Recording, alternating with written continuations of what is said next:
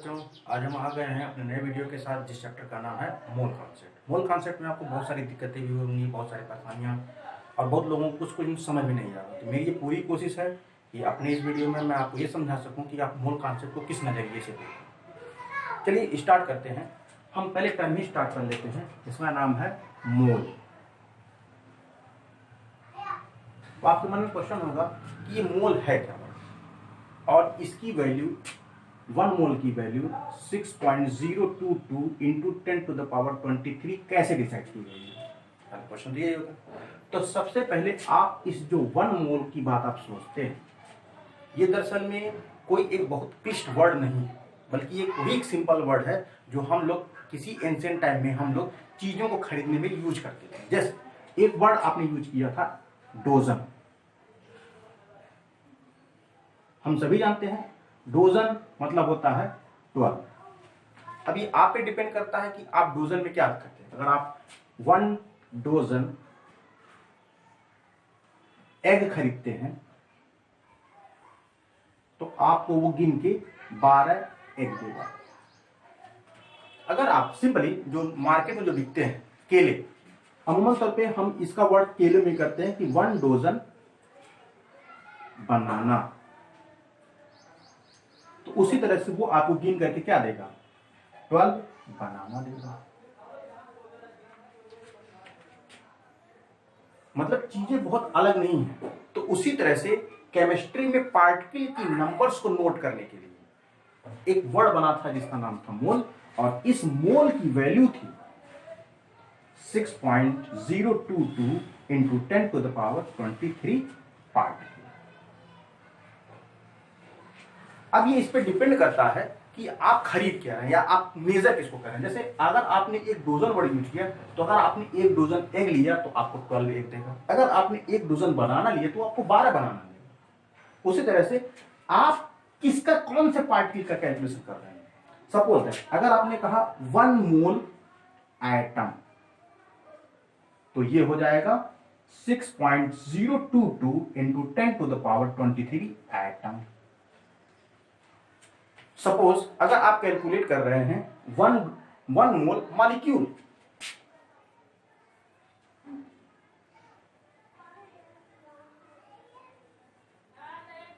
तो ये आपको 6.022 इंटू 10⁻23 मॉलिक्यूल। इतनी बात समझ में आ गई। तो चलिए आज हम लोग अपनी पूरी डिस्कसिंग इसी मोल कॉन्सेप्ट पे ही स्टार्ट करते हैं।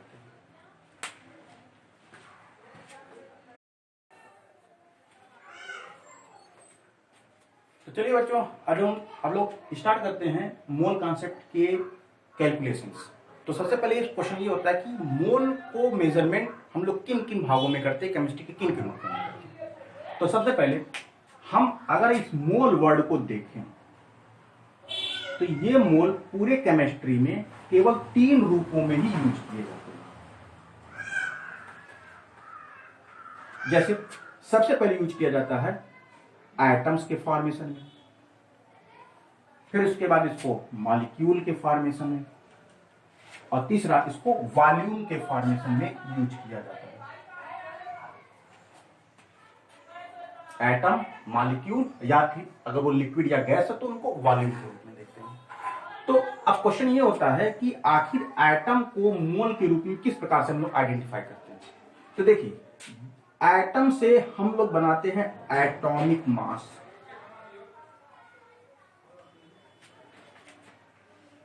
और जब इस एटॉमिक मास को हम एक्सप्रेस करते हैं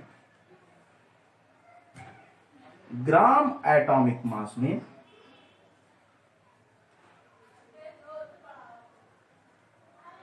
इसको आप लोग GAM कहते हैं, तो इसी ग्राम एटॉमिक मास को हम लोग कहते हैं moles.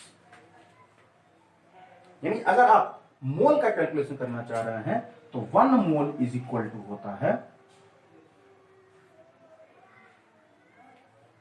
Weight mass in gram of element upon atomic mass. आप ये फार्मूला लगा करके किसी भी एलिमेंट के मोल का कैलकुलेशन कर सकते हैं। हमेशा याद रखिएगा, यहाँ पे जो एटम लेंगे वो उनका कौन सा फॉर्म होगा, एलिमेंट फॉर्म होगा, प्योर फॉर्म होगा, only one kind of atom का फॉर्म होगा। तो अगर आपको किसी प्योर एलिमेंट का ग्राम में वजन पता है तो उसके एटॉमिक मास से आप उसको डिवाइड कर देंगे, तो जो चीज कैलकुलेटेड होगी वो क्या कहलाएगी, मोल कहलाएगी। Is it clear? उसी तरह से मॉलिक्यूल के बारे में अगर हम बात करते हैं तो मॉलिक्यूल को हम एक्सप्रेस करते हैं मॉलिक्यूलर मास में। बात समझ में आ रही है? मॉलिक्यूलर मास में। और जब हम इसी मॉलिक्यूलर मास को एक्सप्रेस करते हैं ग्राम मॉलिक्यूलर मास, तब ये एक्सप्रेस होता है किस टर्म में, मोल के टर्म में। तो इसका भी अगर आप किसी मॉलिक्यूल के मोल का कैलकुलेशन करना चाह रहे हैं तो ये 1 मोल इज इक्वल टू होता है, यानी मोल का कैलकुलेशन का मतलब होता है कि आप उस एलिमेंट का mass in gram of molecule upon molecular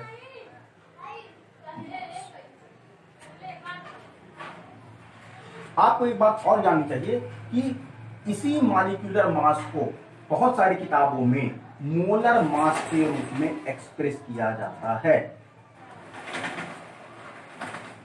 इस प्रकार से अगर वो कंपाउंड है या मॉलिक्यूल है तो उनके मोल के कैलकुलेशंस के लिए वो जितना भी कंपाउंड जिस भी सब्सटेंस में दिया उसको ग्राम में एक्सप्रेस करके अगर उसको मॉलिक्यूलर मास से डिवाइड कर देंगे तो हमको क्या मिल जाएगा, मोलर मास मिल जाएगा। अब रही बात वॉल्यूम को, तो वॉल्यूम जो होते हैं इसको एसटीपी पे मेजर किया जाता है, स्टैंडर्ड टेम्परेचर प्रेशर, एसटीपी। और एसटीपी पर जो वॉल्यूम होता है उस वॉल्यूम को हम लोग मोलर वॉल्यूम कहते हैं।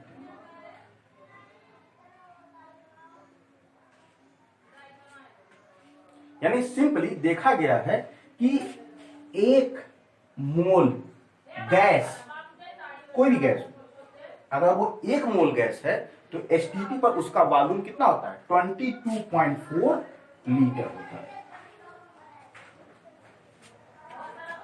Is it clear? और ये जो 22.4 लीटर है, अगर आप किसी गैस के मोल का कैलकुलेशन करना चाहते हैं और अगर वो गैस मॉलिक्यूल गैस जो है आपको लीटर में दिया हुआ है तो उनके मोल का कैलकुलेशन का फार्मूला होगा volume of substance in litre upon molar volume. और वो मोलर वॉल्यूम कितना, 22.4 लीटर। मतलब यहां पे ब्रैकेट में लिख दें, यहां पे सीधे वैल्यू कितनी है, 22.4 लीटर। तो इस प्रकार से आप केमिस्ट्री में इन 3 प्रकार के फॉर्म मोल्स के देखते हैं। या तो आप उसका ग्राम एटॉमिक मास से मोल निकालते हैं, या उसका ग्राम मॉलिक्यूलर मास से मोल निकालते हैं, या फिर उसके मोलर वॉल्यूम से मोल निकालते हैं। तो यही 3 फॉर्म है। Is it clear?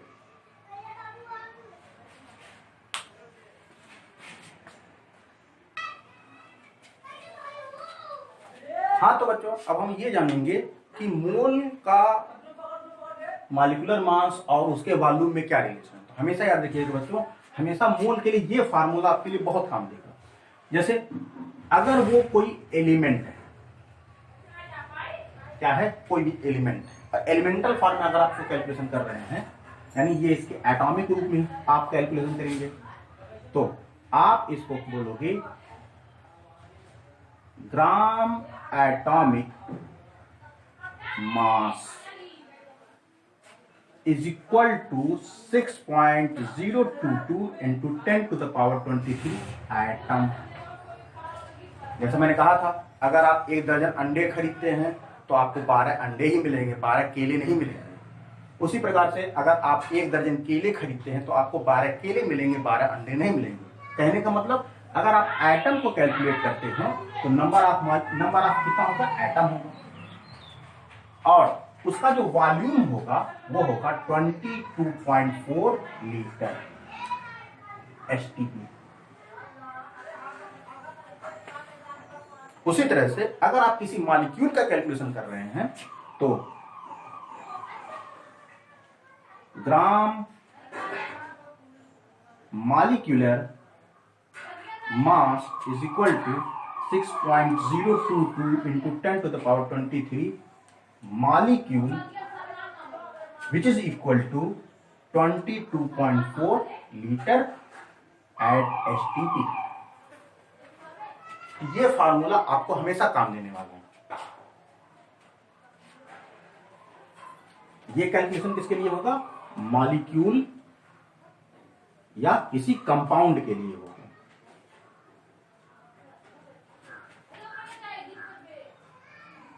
चलिए अब हम लोग थोड़ा इसके साथ आगे बढ़ते हैं।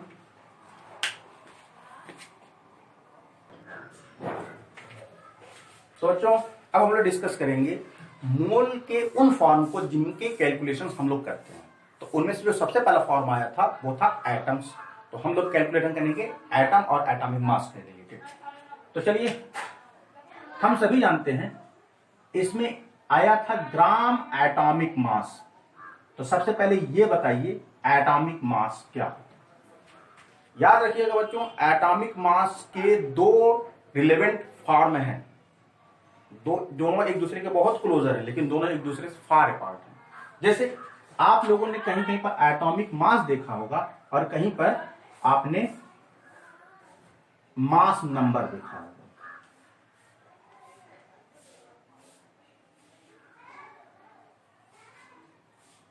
अगर आप सिंपली किसी पुराने फॉर्म की तरह से अगर मास नंबर को कैलकुलेट करते हैं तो इसका सिंपल सा डिफिनेशन था कि the sum of number of protons and neutrons in the nucleus of an atom, यानी किसी भी एटम के न्यूक्लियस में नंबर ऑफ प्रोटॉन और न्यूट्रॉनों के टोटल सम को हम लोग क्या कहते हैं? मास नंबर कहते हैं। और मास नंबर को हम लोग एक्सप्रेस करते हैं ए से। जैसे एग्जांपल के तौर पे अगर हमने कह दिया नाइट्रोजन, तो हम सभी जानते हैं इसका एटॉमिक मास कितना है? 14। हमने कह दिया कार्बन, तो इसका एटॉमिक मास कितना है? 12। हम सभी जानते हैं इस नाइट्रोजन के अंदर 7 प्रोटॉन होते हैं और 7 न्यूट्रॉन होते हैं। उसी तरह से अगर हम कार्बन की बात करें तो कार्बन के अंदर भी 6 प्रोटॉन होते हैं और 6 न्यूट्रॉन होते हैं। और इन्हीं दोनों का टोटल सम इनके मास नंबर के बराबर होता है। मतलब किसी भी एटम के न्यूक्लियस में न्यूक्लियॉन्स की जो संख्या होती है उन संख्या को ही केवल मास नंबर कहा गया। लेकिन एटॉमिक मास इनसे फार डिफरेंट है। मास इसमें लगे यानी इसमें लास्ट में कोई ना कोई यूनिट लगेगी, तो वो यूनिट निकाली कैसी गई है और उसको कैलकुलेशन कैसे होता है ये हम अलग तरीके से जानेंगे। तो चलिए इसको इरेज कर देते हैं।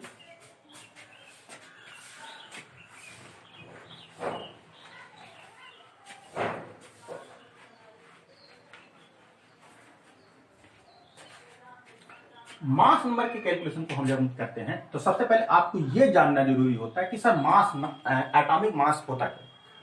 तो एटॉमिक मास की एक डेफिनेशन होती है कि atomic mass is defined as the mass of an atom is heavier than 1/12th part of an carbon atom। ये है एटॉमिक मास की एक्चुअल डेफिनेशन। इसमें हम यह बता रहे हैं कि कोई भी एटम का एटॉमिक मास हम इस प्रकार से निकालते हैं कि वो किसी भी एक एटम का जो सिंगल एटम है वो कार्बन के 1/12th पार्ट से कितना गुना भारी। कहने का मतलब अगर ये एटॉमिक मास की इसके अकॉर्डिंग अगर आपने फार्मूला क्रिएट किया तो atomic mass is equal to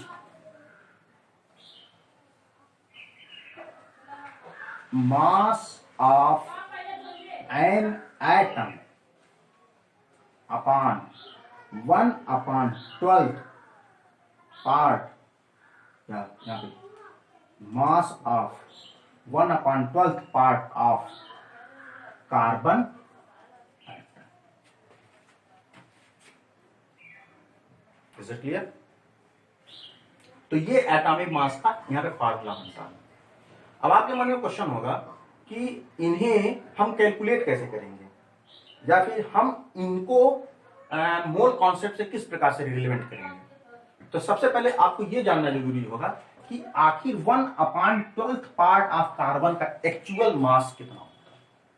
तो चलिए, फार्मूले से हम इस बात को जानते थे क्या, कि gram atomic mass is equal to 1 mole, and which is equal to 6.022 into 10 to the power 23 atom of carbon, sorry, of atom। चूंकि हम कैलकुलेशन कर रहे हैं 1/12 पार्ट ऑफ कार्बन, इसलिए हम यहां पे लेंगे कार्बन। हम सभी जानते हैं कार्बन का एटॉमिक मास कितना होता है, 12। तो हम इसको कन्वर्ट करेंगे 12 ग्राम ऑफ कार्बन। कार्बन का 12 ग्राम, जो बराबर होगा किसके, 1 मोल के। और ये बराबर होगा किसके, 6.022 into 10 to the power 23 carbon atoms.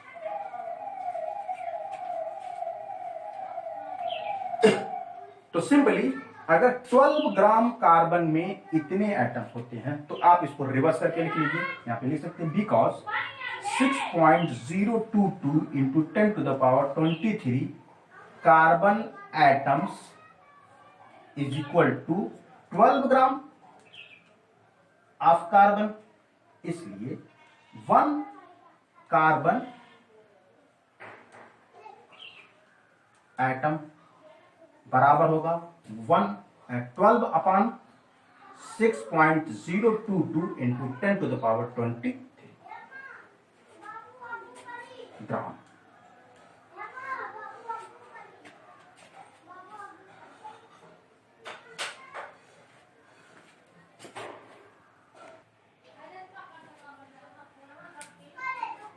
तो बच्चों, हम लोग इसको कैलकुलेट करेंगे।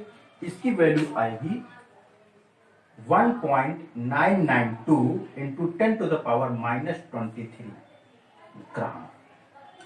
कहने का मतलब कार्बन के एक एटम का जो कैलकुलेटेड वैल्यू आया है वो कितना, 1.992 into 10 to the power 23 gram. तो अगर कार्बन के एक एटम का वजन इतना आया है, तो 1/12 पार्ट ऑफ कार्बन का वजन कितना होगा, चलिए कैलकुलेट कर लेते हैं।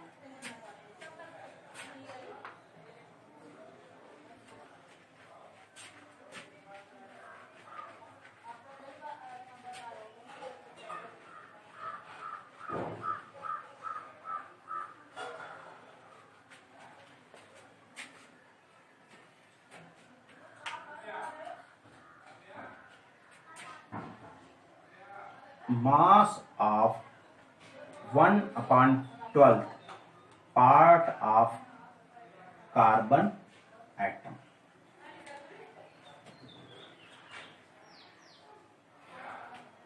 तो क्या जाएगा 1.992 इंटू 10 टू द पावर -23 पूरे के अपॉन 12। और जब ये डिवाइड होगा तो इसकी वैल्यू आएगी 0.166 इंटू 10 टू द पावर -23। अगर आप इसको एक डिजिट इधर खींच के ले जाएंगे तो ये आ जाएगी 1.66 इंटू 10 टू द पावर -24 ग्राम। और आप देख रहे हैं ये जो मास होता है वो लगभग प्रोटॉन के मास के बराबर होता है। प्रोटॉन का जो मास होता है वो 1.67 इंटू 10 टू द पावर -24 के आसपास का होता है, तो लगभग उसके बराबर होगा। तो आप इससे और आपको पता होना चाहिए इसी को 1.66 इंटू 10⁻24 को ही हम लोग कहते हैं 1 AMU। इसी को बना दिया गया है एटॉमिक मास यूनिट। अगर आप इसी एटॉमिक मास यूनिट से मोल के कैलकुलेशंस करते हैं तो आपको बड़े आराम से 6.022 इंटू 10⁻23 की संख्या आपको मिल जाएगी। चलिए अब आप देखते हैं इस पे कुछ न्यूमेरिकल्स कैसे लगते हैं। न्यूमेरिकल्स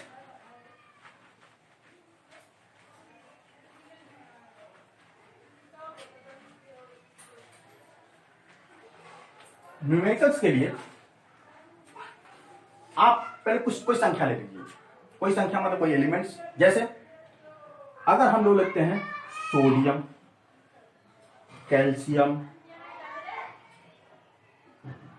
कार्बन ले लिया और हम लोग इसकी मोल कैलकुलेट कर रहे हैं, यहां पर लिख लीजिए calculate the moles. Mole calculate कर रहे हैं। सोडियम मान लिया 40 ग्राम है, कैल्शियम 100 ग्राम है, कार्बन 15 ग्राम है। आपको यह फाइंड आउट करना है कि इतने ग्राम में कार्बन, नाइट्रोजन, सोडियम और कैल्शियम के कुल कितने मोल्स हैं। तो 4 मोल्स का फार्मूला आपको बताया गया था। वेट ऑफ एलिमेंट किसमें होना चाहिए, ग्राम में, अपॉन एटॉमिक मास। एलिमेंट के जो मास है, जैसे आप निकाल रहे हो सोडियम, सोडियम मोल को हम n से एक्सप्रेस करते हैं, तो ये बराबर होगा 40 अपॉन सोडियम का एटॉमिक मास 23। कैल्शियम का कैलकुलेट कर रहे हो तो मोल ऑफ कैल्शियम ये बराबर होगा, कैल्शियम का मास कितना दिया हुआ है 100 ग्राम अपॉन कैल्शियम का एटॉमिक मास 40। उसी तरह से कार्बन को अगर आप कैलकुलेट कर रहे हो तो कार्बन का एटॉमिक मास 12 होता है, जैसा ऊपर आप लोगों ने कैलकुलेट किया था। यहां पर इसका लिखेंगे 15 ग्राम अपॉन 12। इन सबको सॉल्व कर लेंगे, हमको मोल्स कैलकुलेट हो जाएंगे। ठीक, आसान है ना, बहुत आसान है। अब हम इसके आगे चलते हैं। इसके आगे हम लोगों को मॉलिक्यूलर मास मिलेगा।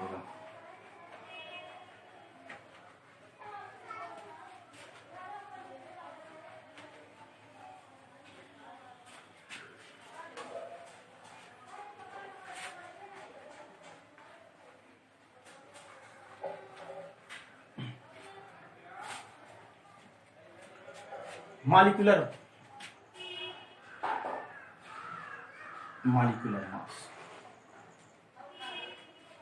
तो याद करिए हमको मोल के फॉर्म में कैलकुलेट करना है। तो पहले आपको यह जानना होगा किसी मॉलिक्यूल का मॉलिक्यूलर मास क्या होता है। तो यहां पे लिखेंगे the sum of the total element present in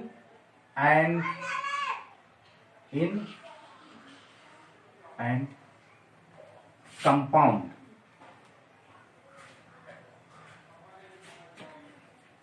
is known as molecular mass। जैसे मॉलिक्यूलर मास में हम बात करते हैं कैल्शियम कार्बोनेट की।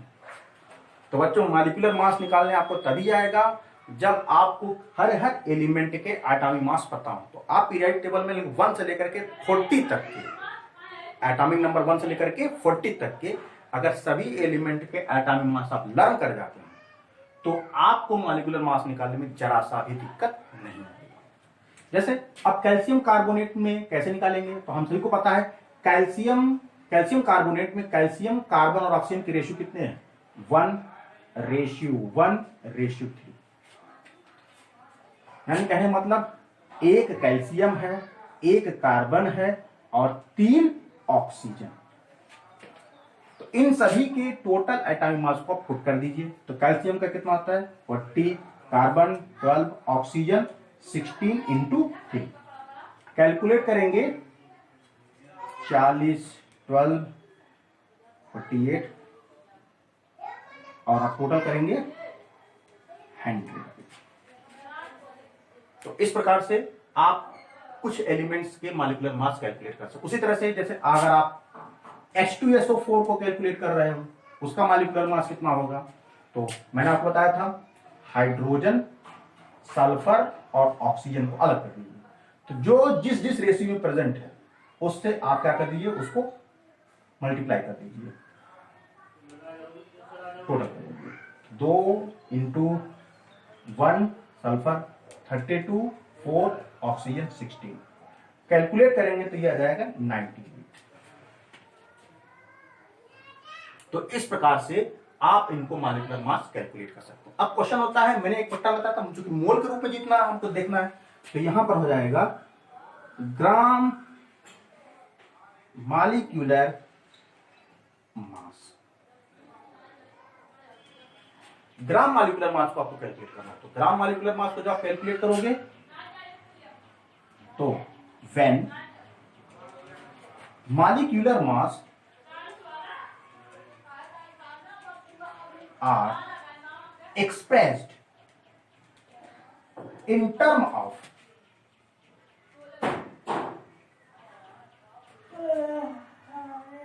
gram is known as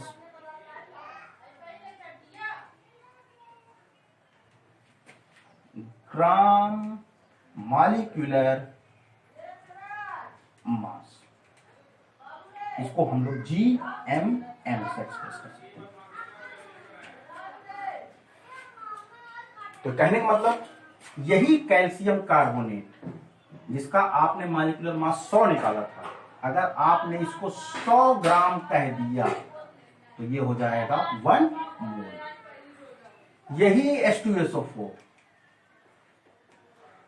जिसका मॉलिक्यूलर मास आपने 98 निकाला था, अगर आप इसको 98 ग्राम मेजर कर लेते हैं तो ये कहलाएगा 1 मोल। बहुत सिंपल सा सम। आप लोग घर में पाए जाने वाला नमक NaCl, हम सभी जानते हैं सोडियम का एटॉमिक मास 23, क्लोरीन का 37.5,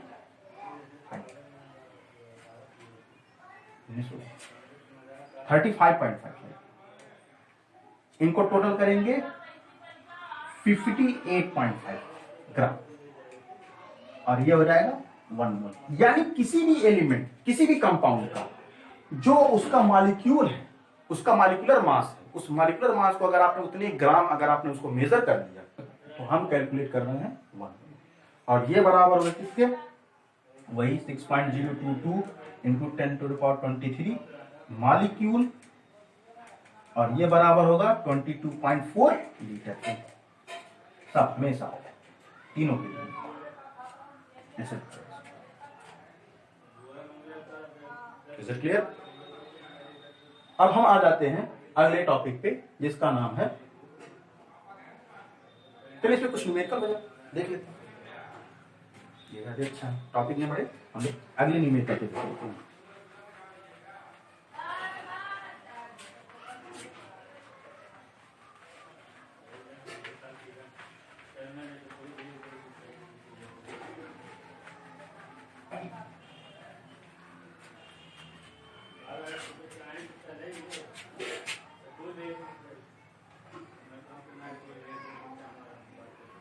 जैसे अगर हम कह दें सल्फर ट्राइऑक्साइड कितना ग्राम प्रेजेंट है, 55 ग्राम प्रेजेंट है, इसका मोल फाइंड आउट करना है। अगर हमने कह दिया कि CO2 कितना प्रेजेंट है, 100 ग्राम प्रेजेंट है। और अगर कोई एलिमेंट लेना हो, चलिए नमक कह देते हैं, आप इधर की सिंपल केमिस्ट्री, जैसे आपने टाटा नमक 1 किलो खरीदा तो उसमें कुल कितने मोल होंगे, ये कैलकुलेट करना है। फार्मूला हमको पता है क्या, वेट ऑफ कंपाउंड किसमें, ग्राम में, upon molecular mass. Weight of compound कितना है, वेट ऑफ कंपाउंड है अगर हम सल्फर को कैलकुलेट करते हैं, सल्फर ट्राइऑक्साइड, इसके मोल का कैलकुलेशन, कंपाउंड का मास कितना है 55 ग्राम अपान सल्फर ट्राइऑक्साइड का मॉलिक्यूलर मास कैलकुलेट करिए। सल्फर का होता है 32, ऑक्सीजन का 16 इंटू 3।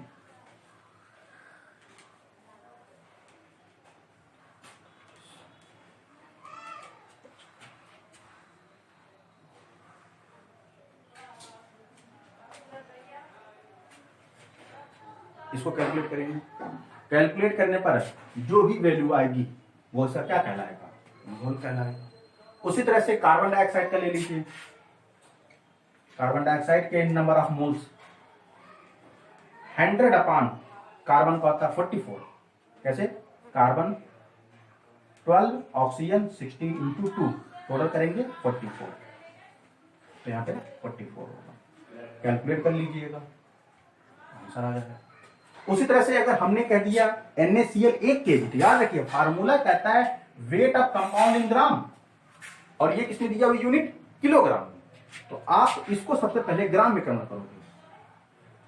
1 किलो में 1000 ग्राम, पूरे के बटे मॉलिक्यूलर मास कितना है अभी हमने नीचे निकाला था 58.5, कैलकुलेट कर लेंगे, जो यूनिट आएगी वो मोल आ जाएगा। इतनी बात समझ में आ रही है। अब हम लोग इसके आगे की कैलकुलेशन चलेंगे।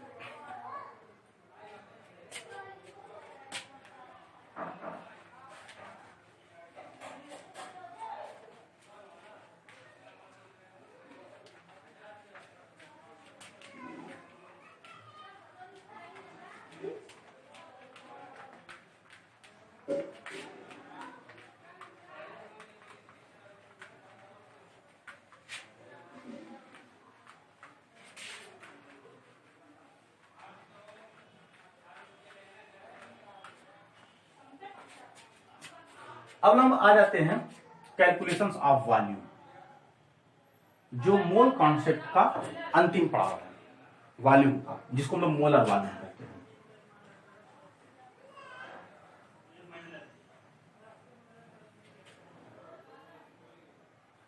तो ये पहले बता दिया गया था कि ग्राम मॉलिक्यूलर मास बराबर 1 मोल बराबर 22.4 लीटर, ये कह दिया गया। जैसे एग्जांपल के तौर पे आ रहा है तो वही सल्फर ट्राइऑक्साइड, हम सभी जानते हैं ये गैस है। अगर हमने कह दिया कि 50 ग्राम सल्फर ट्राइऑक्साइड में कुल कितना वॉल्यूम, तो चलिए ये फार्मूला भी देखिए कितना मदद करेगा। हम सभी जानते हैं कि सल्फर ट्राइऑक्साइड का मॉलिक्यूलर मास 80 आ जाता है, या फिर से कैलकुलेट कर ले, सल्फर ऑक्सीजन, सल्फर 32, ऑक्सीजन 48, 8 2 10, 7 1 80 ग्राम। तो हम ये लिख सकते हैं because 80 gram of sulfur trioxide gas is equal to 22.4 liter at STP, so that 1 gram have 22.4 upon 80 ग्राम। इसलिए पूछा कितने पे जा रहा था, पूछा जा रहा था 50 ग्राम पर, 50 ग्राम 22.4 इंटू 50 अपॉन 80, कैंसिल कर लीजिए, 4 से कट कर दीजिए, 2 टाइम्स जाएगा,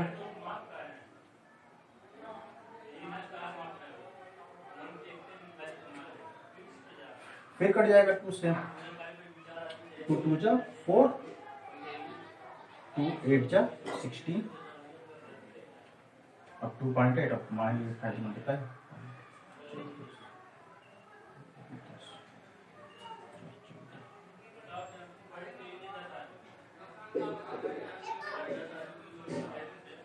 कितना आंसर आया?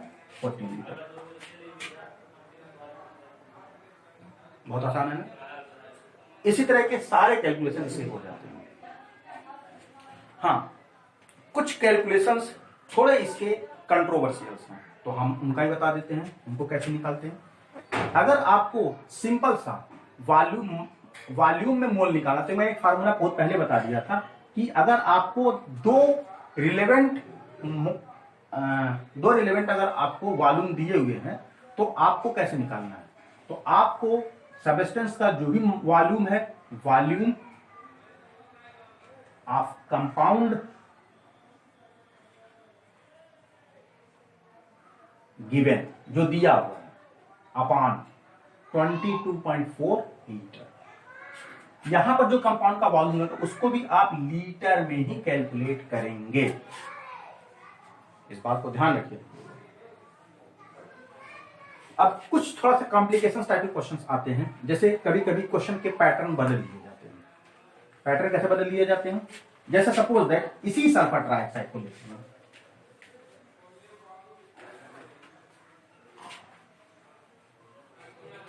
जैसे सल्फर ट्राइऑक्साइड, इसी सल्फर ट्राइऑक्साइड को लेते हैं। अब हमने कह दिया calculate the number of atom in, yes, calculate the number of atom of oxygen in SO3। वो भी कितने में याद करें, पिछला कैलकुलेट कितना था? 55 ग्राम इन 55 ग्राम।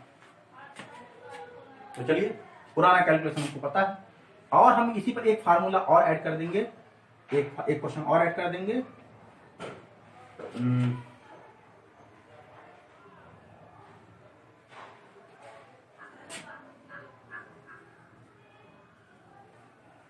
Calculate number of moles of SO3 इन 55। तो जो सबसे आसानी से लगता नजर आ रहा है वो मोल ही दिख रहा है। N इज इक्वल टू कितना है? 55 ग्राम अपॉन सल्फर ट्राइऑक्साइड का मोलर मास, और वो हमने निकाला था 80। तो यहां से आप इसका मोल कैलकुलेट कर लेंगे। हम इसको एज इट इज रख लेंगे, तो हम इसको यूज कर लेंगे।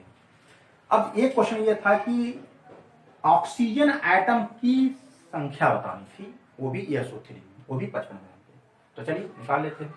तो because of 80 gram of sulphur trioxide, जैसी बात है, ये हम लोग इसको ग्राम मॉलिक्यूलर मास में तोड़ लिए, तो 80 gram of sulphur trioxide contain molecule, कितना मॉलिक्यूल कंटेन करता है? 6.022 into 10 to the power 23। अब याद रखिए, सल्फर ट्राइऑक्साइड की एक मोल में 3 गुना क्या मौजूद है? ऑक्सीजन। तो जाहिर सी बात है, अगर हमको केवल ऑक्सीजन निकालना है तो हम उस ऑक्सीजन की उस रेशियो को क्या कर देंगे? मल्टीप्लाई कर देंगे, तो इंटू 3। अब यहां पे लिखेंगे ऑक्सीजन। कोई कंफ्यूजन भाई? ये एक मोल था तो आप 6.022 into 23 लिखते थे, लेकिन आप उसी में ऑक्सीजन की संख्या कितनी होती है? 3 गुनी है, तो मोल भी 3 गुना हो जाएगा। फिर 1 ग्राम पे कितना निकलेगा? 6.022 into 10 to the power 23 into 3, और पूरे की अपान 80, और निकालना कितने था? 55 ग्राम पे 55 ग्राम निकलेगा। 55 से क्या कर दीजिए? मल्टीप्लाई कर दीजिए। 6.022 इंटू 10 के पावर 23 इंटू 3 इंटू 55 पूरे के अपान 80। ये सॉल्व होगा, आपके पास आंसर होगा। बच्चों, मोलर वॉल्यूम कैलकुलेशंस में जो कुछ भी समस्या थी, मेरी पूरी कोशिश थी कि वो आपको समझा दिया जाए। हाँ, कुछ इसमें स्टिकियोमेट्रिक कुछ न्यूमेरिकल्स हैं, वो हम आपको इसके अगले वीडियो में समझाएंगे। तब तक के लिए नमस्कार।